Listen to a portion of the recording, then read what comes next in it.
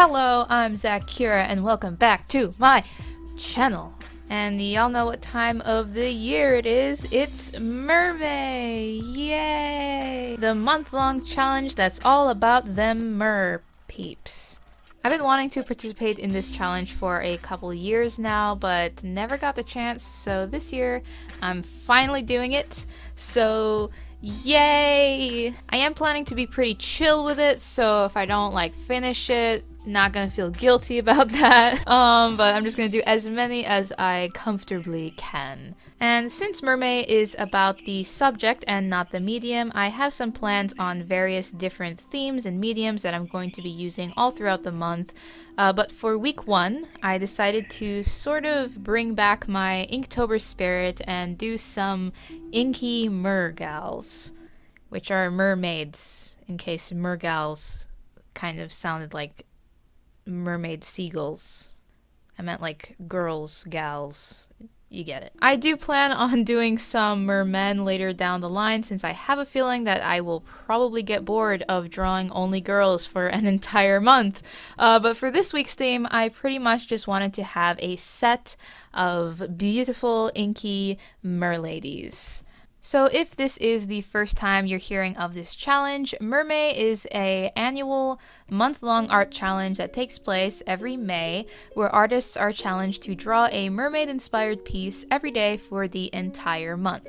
This can include mermaids and mermen, or even other mashups of animals mixed with fish, or even just, something completely fantastical and made up by you, so long as it is in the mermaid spirit. This challenge was originally created by the wonderful, amazing artist and animator Tom Bancroft, and there is an official site and everything, which has an official prompt list for people to follow if they like.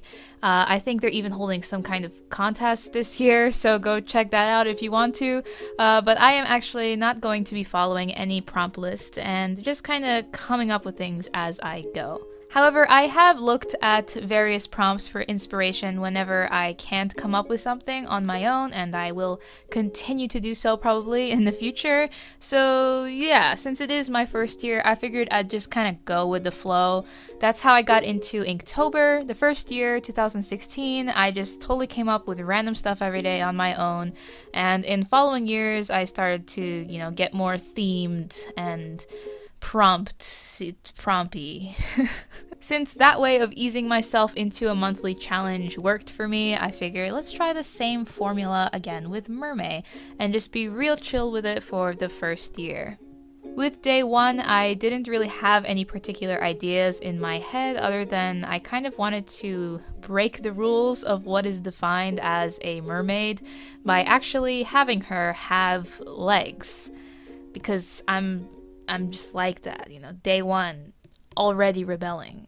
Can't even. But I didn't want to go too far with this idea, or else it would just completely not look like a mermaid anymore.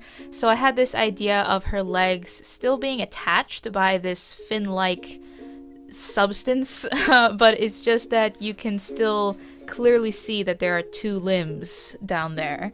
And honestly, day 1 actually ended up being one of my favorites of the bunch, so yeah. And with day 1, I had officially dived headfirst into MerMay.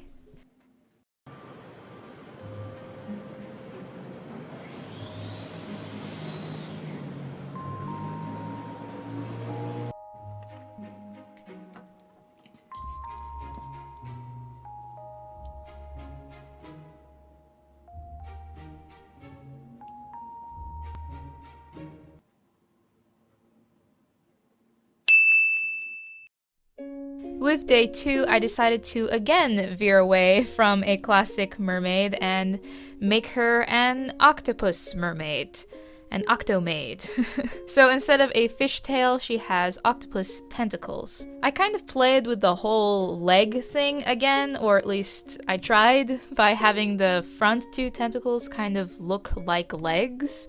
But as I was sketching it out, I started creeping myself out because they just kind of look like legs that were sickeningly bendy.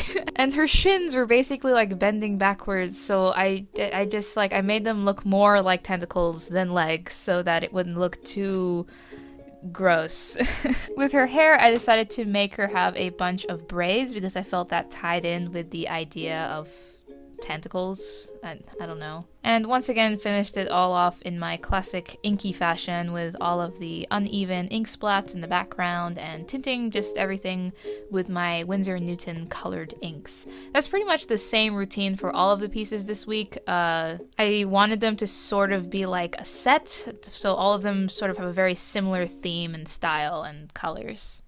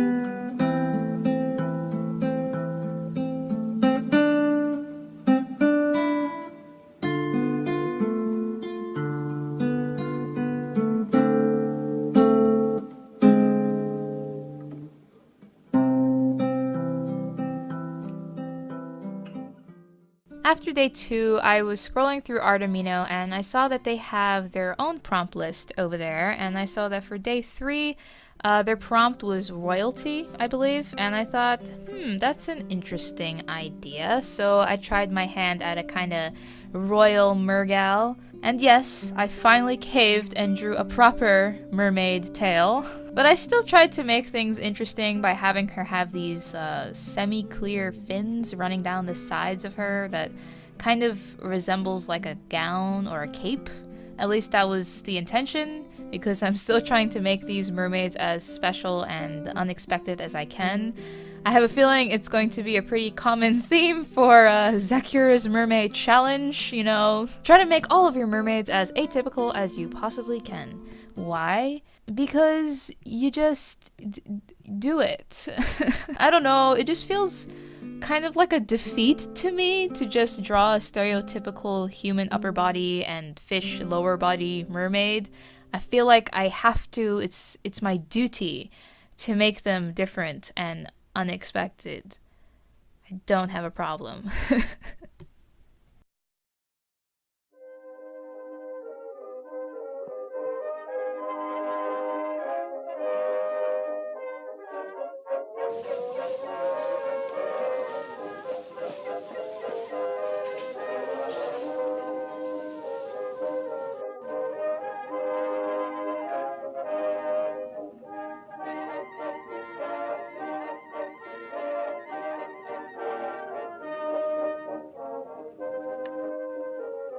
Day 4 was a Saturday, but not just any Saturday, it was Kentucky Derby Day. Or at least it was here in the States. I'm not actually sure if other countries watch the Kentucky Derby. My first thought would be yes, since other countries participate in it, I think. But I don't know. You guys are gonna have to tell me if watching the Kentucky Derby is like a thing for you guys over in other countries, or like, can you even place bets on the horses if you're in different countries? I have no idea. But anyway, I have actually never watched any sort of horse racing. I know nothing about it whatsoever, but I was watching TV and it was on, and I knew it was supposed to be some kind of like big event, so I figured, let's watch this thing while I draw. And it actually had a very unexpected ending.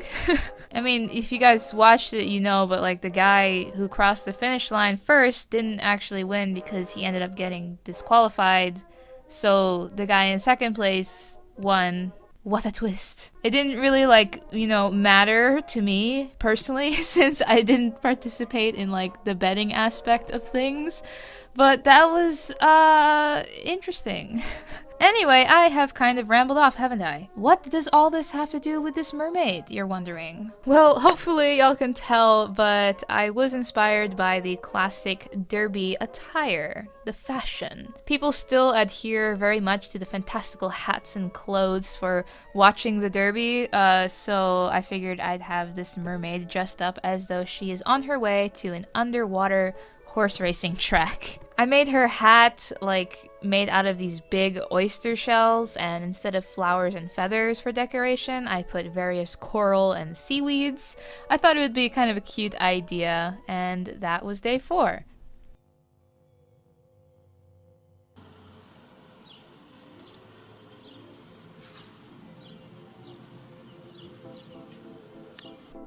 For day 5, I didn't really have any particular inspirations or prompts I was following and just winged it.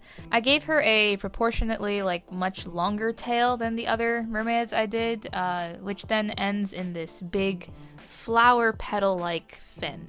And overall, I made her probably the most inhuman-like of all the mermaids this week. She still does have what I would consider human flesh in certain parts, but she doesn't have any hair.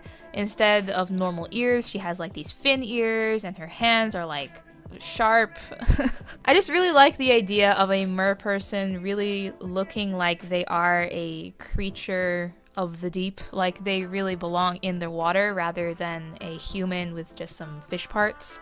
I mean, that's why, for example, on all of my mermaids, I like to add gills.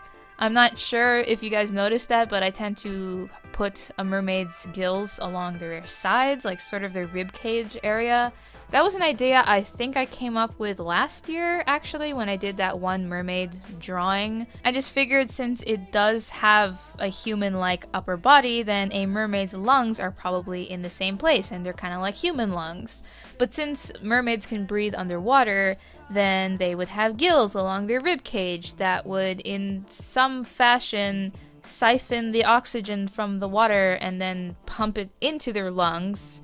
It's kind of an inefficient way of breathing. I have no idea biologically how that would work, but that's my very logical, top-notch creativity right there. For this mermaid, however, I did add the gills along her neck, and I even put some on her arms. So that would mean she can breathe with her arms. That's a cool ability. I'd want to be able to do that. Don't think about it too much. Just roll with it.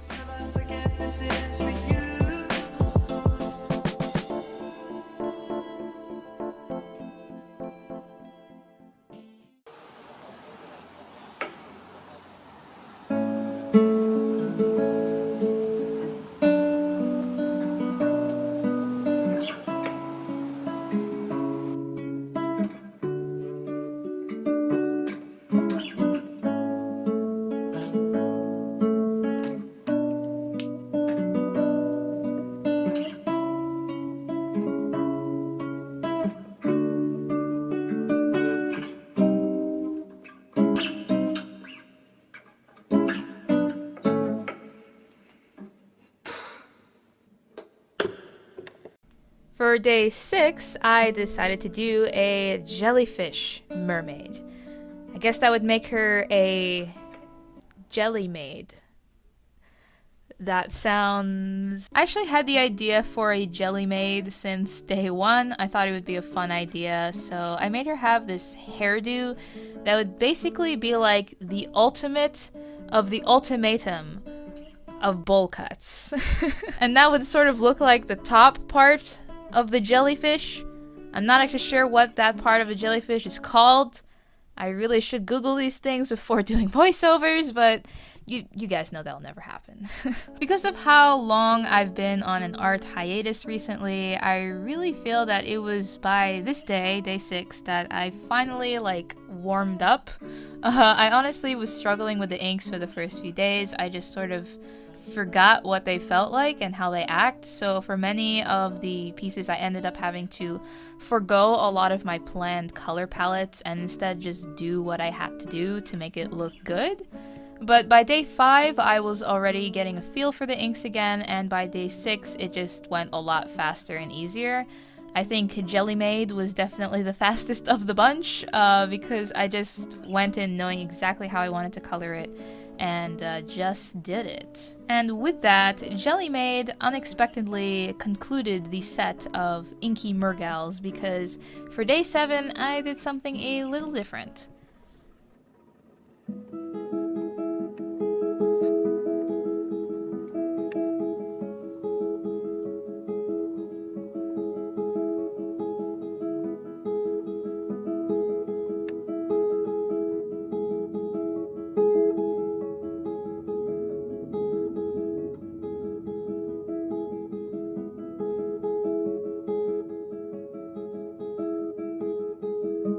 So from the start of MerMay, I had come up with a sort of plan for the different themes I would do each week, and I kind of promised myself that for week 1, I wouldn't do any sort of backgrounds because I was going to save those ideas for later weeks. Instead, I wanted all 7 to fit pretty much the same theme as the first 6, just a small vertical ink painting of a mermaid with just some gray inky splats for the backdrop. But then day 7 finally rolled around and I was staring at the blank page and I just thought, you know what, like why not do a horizontal piece, sort of as an interesting finale for week 1. And then as I started sketching, ideas started surfacing and I had this idea of this mermaid with her hair touching the top of the water, like kind of connecting with the surface of the water. And the view would be like sort of like half over and half under the water. And the moment I came up with that idea, I just really loved it. And then I was like, oh, but no, in order to do this idea, that would mean bringing the concept of a background or an environment into the picture because I would need to show the water line. So I started thinking like maybe I need to scrap the idea and just do something similar to what I had already done all week so as to not break the set, I guess. But then I was like, what the hell am I doing? Why is this important at all? So I decided, alright, screw it. There's only gonna be 6 in the set of Inky Mergals. They're mer people that are also muggles. There's only going to be 6 in the set of Inky Mergals. And the last one was going to be this really cool illustration of this mermaid under the water, cuddling this little fish, and her hair would be touching the surface of the water. And since I already forewent the theme, is that a word? I decided to make this a fully colored piece. It is still an ink illustration. It's all completely done with the inks, and I painted it pretty much the same exact way as the first 6, just with the exception of also rendering the environment. This ended up being a really fun illustration to paint. I liked the smooth, simplistic look of the sort of koi-like mermaid against all the stuff that's going on in the background. I ended up getting blue and purple ink all over my hands because of how much I was switching between the two, but it was worth. It was very worth. And to be honest, I am like one of those people that like kind of like getting art supplies all over my hands. I mean, come on, it's like they're like battle wounds, except it doesn't hurt, which is good. Oh, and speaking of battle wounds, you know how I was like noodling on the guitar here and there in this video? Well, yeah. On the evening of day 7, I nicked my middle finger while cooking, right on the tip, like the tip that, you know, the part that you need to use to hold down the frets on your guitar. Like, who does that? Just like, take a moment to imagine, try to think about how you could accidentally, possibly cut the tip of your middle finger while working with a knife in the kitchen. Like, not the side of your finger and not the knuckle, no, it's the tip. It's inconceivable, which is just a testament to my skills with a kitchen knife, clearly. But that means I can't really play my guitar very much for a couple days. I mean, by the time this video goes up, it's probably already all healed. But still, just doofus. Anyway, back to the point of this video. Mermaids. Yes. So I guess it's kind of unfair, but this last piece is definitely my favorite of the week. But I mean, it has a lot more to it than the others, so that's probably the reason. But I mean, if I had to say, like, choose one of the other 6, like, between the other 6 pieces in the set or whatever, then I'd say, like, my favorite maybe day 1 or day 5. But I'd love to hear your guys' thoughts. Which of the 7 pieces from this week is your favorite and why? And also let me know, are you participating in MerMay this year? Have you ever participated in MerMay? Like, what are your thoughts on the whole challenge? I'd love to hear from y'all. I am really happy to say I am officially back from my semi-hiatus, and that means I'm back to uploading videos on a regular weekly basis. Yeah, but I'm not sure yet which, like, day will be the reoccurring video upload day. Now with, like, MerMay going on, the videos will probably be around Thursdays or Fridays because I need, like, a couple days to edit, but we'll see. Either way, I am so glad to be back. Thanks again to all of you guys for being patient with me, and I am excited to be putting out more content. And no promises yet, but here's a little, you know, spoiler. I am hoping that by the end of this month, I will finally be opening my eShop. What exciting! But again, no promises, because there's tons to do before that can happen, so it may take a little bit longer, but yeah, we'll see. Lots to look forward to in the weeks to come. So be sure to subscribe if you haven't already so you don't miss out on that. Ha ha ha ha. But for now, the week 1 of Inky Mergals. When I came up with the name Mergal, like I didn't realize that it sounds like seagull. I mean, seagull, whatever. Maybe that should be one of the mermaids I draw, a seagull mixed with a fish. Sweet revenge on you seagulls for eating all the fish. You will now know what it's like to be a fish. But yeah, week 1 is now over, and for week 2, I'm going digital. So I'll see you guys next week with hopefully another 7 mermaid pieces that this time around will be digital. Thank you so much for watching. I hope you enjoyed this video in any way, and if you did, please be sure to give it a thumbs up. If you'd like to follow my mermaid journey over on social media, all the links to that are in the description box. And until next time, stay awesome, stay inspired, always. See ya!